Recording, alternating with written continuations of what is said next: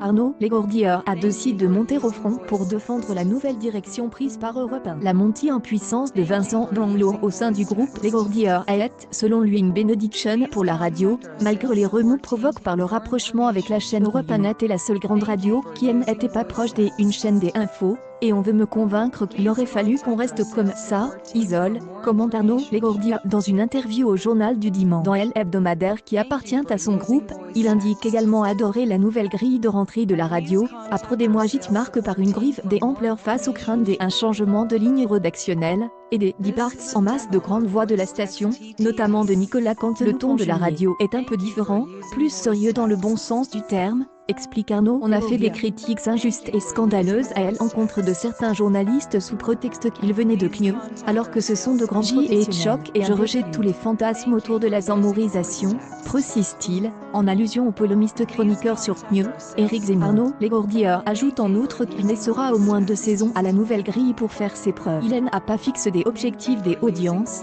mais des objectifs financiers. J'aimerais que Europe 1 soit à un équilibre, mais je ne veux pas le faire à n'importe quel prix. Ce pourrait être dangereux. Là aussi, je me donne agissant du JDD et de Paris Match, il écarte des changements aussi importants qu'à Europe 1, estimant qu'ils ont déjà été faits ou sont en cours. Il exclut aussi l'hypothèse d'une vente des 2 journaux à Bernard Arnault, le milliardaire qui dirige le genre du luxe. Je veux que nous restions sur le périmètre actuel du groupe Lesgourdier dès de cette année, à moi de démontrer que c'est économiquement viable. Beaucoup de journalistes des Europe 1 redoutent une forte droitisation de sa ligne éditoriale ainsi que les méthodes de management de Vincent Blanlour. Ces tensions interviennent après plusieurs années d'effritement constant de la radio, qui affiche plus que 4,3 audiences cumulées, selon les derniers chiffres de Médiamétrie, avril-juin 2021. Loin derrière les 2 autres grandes radios généralistes, France Inter 11,3 et RTL.